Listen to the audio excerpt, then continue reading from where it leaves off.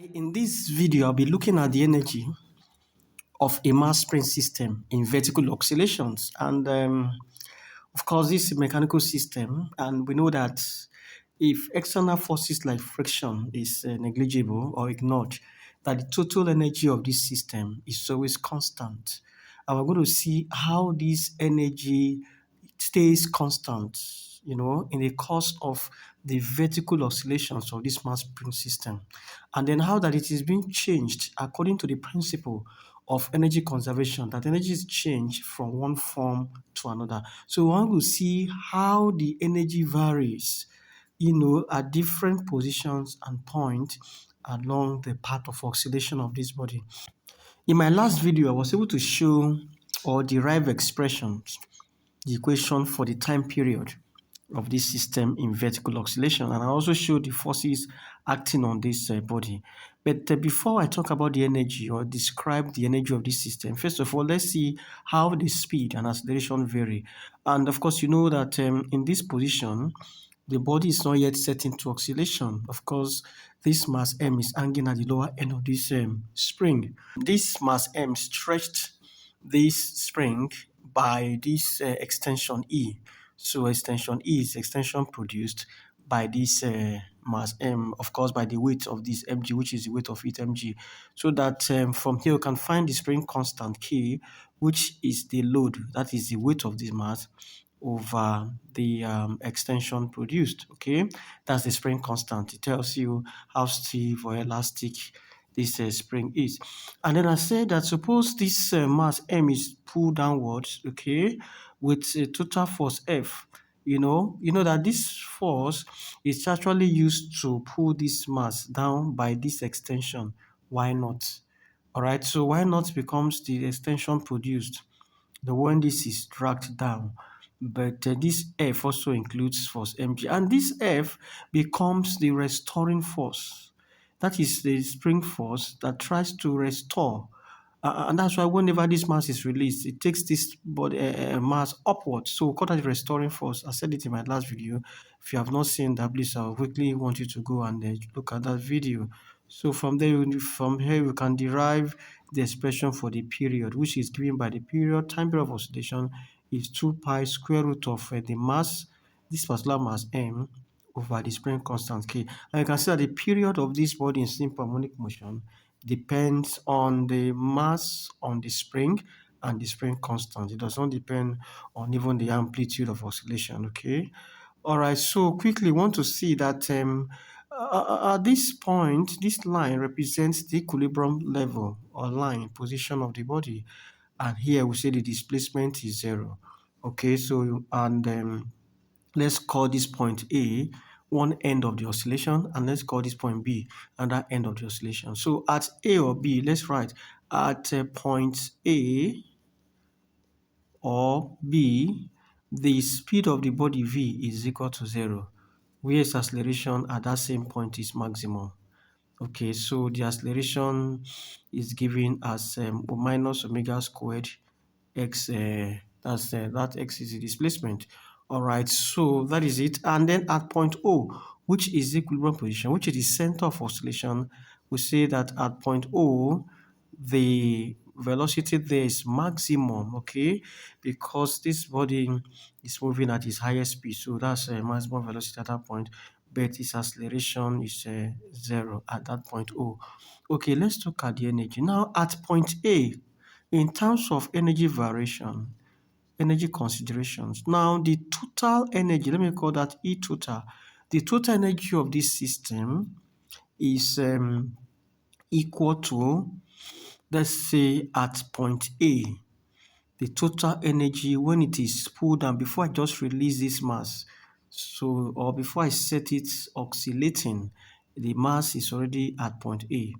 Okay, so the total energy is given by half K A squared minus mg y naught. Why is this so?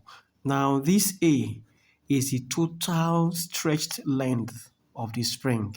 It is equal to the extension produced by force by the weight of the body, that is E, plus y naught, which is the extra extension produced or stretch length of the spring when this force F is applied to bring it down, to pull it down. Okay, so that is what A is. Now, why is this minus? Because since this is the level, my equilibrium position. Now, this energy also comprises the gravitational potential energy, so that since it is negative because it's below this zero line. So when the spring or the mass is above the zero line, the potential energy, that is the gravitational potential energy, becomes positive. But when the mass is below the zero line, then what happens? Therefore means that the gravitational potential energy is negative. And you remember the formula for gravitational potential energy, mgh. So this my h now is my y naught. That is the total extension between this point and this point. So that's why it is given as that. And then we can still show again that this total energy half k. Now this A is given by E plus y naught. Of course, you can see that now squared minus mg y naught. I can expand this. By expanding that, I have my total energy, which is also my total potential energy, because you can see that this is potential energy stored in the spring. This is the expression for it, half k e squared or half k squared, because E is, of course, I say that's the total extension, and then minus the gravitational potential energy. So if I expand this, I'm going to have half k into, this is my E squared plus 2 EY naught plus y naught squared. Okay, that's expanding E plus y naught, then minus mg y naught. Okay, now if I expand the bracket, I'm going to have half k e squared plus this times this gives me k e y naught. Then this gives me plus half k y naught square. This is more like another expression for the spring energy, that is elastic energy stored in the spring minus. And then I write this my last term mg y naught. Now you come to see that this term, remember in my last video I showed that mg was equal to ke. Okay, from the last video, my derivation and all that, I was able to show this, because if you come here now, if you cross multiply, you can see that the spring constant k times E is equal to mg. So this is the same thing. This is my ke mg. So these two terms will disappear. We do not need these two terms. So these two terms cancel out. This minus this is 0. That gives me half k E squared plus half k y naught squared. So that gives me the expression for the total potential energy of this system. That is also the total energy. It consists of two different terms, half k E squared plus half k y naught squared. Now come back to this diagram. My extension E is produced by the weight mg of this mass. And this y naught is the extra extension produced when force F is used to drag this down again. So it means the total energy of this system is the energy as a result of this extension, half k E squared plus half k y naught squared. That gives you total. And it's different from half k A squared. This is not the same. This expression, that is to say, because my A is the sum of E plus y naught. That's my A, total extension, that's stretch length of the spring. It is not the same thing as this. It is just the sum of the energy as a result of this extension plus the energy stored in the spring when stretched by y naught. Okay, so this is the total energy of the system at point A here. That is one extreme position of this spring. Now I'm going to prove to you in this video that this total energy is constant everywhere at different points, because after now we are going to set this mass oscillating in a vertical plane. We'll come to see that at every point between A and B, because it oscillates between these 2 points, I mean around the center O, which is the equilibrium position, that the total energy remains the same. So please, if this video makes sense, I would like you to, subscribe, tell your friends about it, and encourage me as as I go about with these video lessons. All right, so let's take the equilibrium point. What happens at point O? At point O, I'm still going to prove to you that the total energy is equal to half k E squared plus half ky naught squared. How do we go about that? All right, so follow me as I move on. Now, the total energy again at point O is equal to, now, this mass has, moved to point O, meaning that the extension y naught is 0 at point O, meaning that this body has no gravitational potential energy. So let me call that PEG. So the gravitational potential energy of this body is 0. Because remember that when it was at point A, we said it was negative because it was below the zero line. So when it swings or jumps to the zero line, it means that y naught becomes 0, because this is minus 0, this is plus 0 for y naught. This is y naught here above this line, y naught is plus 0, plus below the zero line, y naught is negative, and exactly at the zero line, there's no y naught. But we have already said that at the same point O, that the speed of the body is maximum.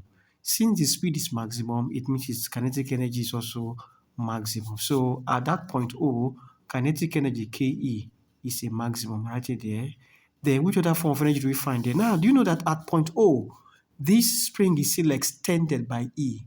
Look at it, this level, this line, you know, is not the, this line, this red line, is not the initial extension or length of the spring. So by virtue of this point, the spring is already extended by E. Okay, so since it's extended by E, so it still stores some form, some amount of elastic potential energy that is given by half K E squared. So which means my potential energy elastic, I call that PEE, is equal to half K E squared. Okay, so the total energy becomes half K E squared, which is this, plus kinetic energy Ke. Okay, but what's the expression? This is total energy because this is already 0, so it will not come in the expression for the total energy of the system at point O here. So, which means I'm going to say that now Ke, if you remember, the expression for K is half m omega squared into x naught squared minus x squared. Okay, so since I'm using y for my displacement, I'm going to turn this to y naught squared and y squared. This is the expression for the kinetic energy of the system, and then since I'm at the equilibrium position, this y stands for the displacement of the body at any instant, then this y naught is the amplitude of oscillation. So since this is 0, because I'm this thing, I'm at the center of oscillation, so K becomes half m omega squared y naught squared. Now recall again that in spring system, the omega angular frequency given by square root of what? K over m. So if I take square of both sides now, I'm going to have my K is equal to omega squared times m. So I'm going to do that here because I'm going to replace this my m omega squared with K. Okay, so that my E total now, total energy at point O, is equal to half K E squared plus my kinetic energy now, which is given as half m omega squared y naught squared. And remember, this is my K. That gives me total energy as half K E squared plus half K y naught squared, which is the same thing as what we had here. So you can see that the energy is actually conserved because at point A, the total energy consisted of half K E squared plus half K y naught squared. This y naught is the amplitude of oscillation. That's the amplitude, maximum displacement. When once the mass is released and set into oscillation, that becomes the amplitude of oscillation. Okay, so the same thing as point O. Now let's come back to point B. Now this body rises past point O to another extreme position, point B, because it's going to be swinging around the center of oscillation, that is between point A and B, like this. So let's say it moves up. Now when it moves up, recall that I'm still looking at the situation where y naught, the extension produced here by this semi-force F, is less than the extension produced by the weight of the body, mg. Okay, still looking at that. Maybe this extension, maybe 5 cm for instance. That's the extension produced by mass mg, or the weight of this mass. And then the extension produced by this extra force F is, let me call that 3 centimeters. So which means this body goes up by 3 centimeters from this level A to the center of oscillation, and also goes past that point by another 3 centimeters. Okay, so which means recall that since this is 5 cm, between this level and this level is 5 cm, and this mass goes up maybe to this point, this is my 3 cm. That is, from where the mass is to the same equilibrium position is 3 cm. Okay, for instance. So here we can now see that y naught is less than E, which is the extension. I'm sure this is clear because the extension produced by this is 5 cm. Okay, and then this one is 3 cm. So at point O, okay, we want to, at point B rather, we want to show that the total energy is also half k squared plus this. So what do I do? At point B now, what is the total energy? Now the total energy consists of one, the gravitational potential energy, because this time around this body has moved up above this zero level because equilibrium is taken as a reference. Even when I'm treating gravitational energy and all that, it is still taken as a ground level or the reference. Okay, so when it goes up by 3 cm, goes up by y naught, it has gained potential energy of mg y naught. That is the gain in gravitational potential energy. Then plus again, recall that this mass has gone past this level. What has happened? It means that it has gained, it has, it has compressed this spring a little, or let's say the spring is still stretched. So which means the spring still possesses elastic potential energy given by half K into E minus Y not all squared. Why am I saying that? Because I'm assuming that again this y naught is less than E. So the difference is the energy stored in the spring at that point in time. So I'm going to have mg y naught plus half k into, by the time I expand this, I'm going to have E squared minus 2 ey naught plus y naught squared. Okay, that gives me mg y naught plus half k e squared, that's expanding, minus this times this will give me k e y naught, this times this plus half k y naught squared. Again, you can see clearly that this term and this term are the same, so we don't need them. We'll get rid of them so that my energy total at point B is equal to half k e squared plus half k y naught squared. So okay, you can see that whether it's at point A or point O or point B, the total energy remains the same and is given by half k e squared plus half k y naught squared. This half k squared is a constant term. Of course, this is the extension produced by the weight mg. This is the amplitude of oscillation. The moment the system is set oscillating, this is the amplitude. My time is up. I would like to continue this lesson in the next video. So please stay tuned and I see you in the next video.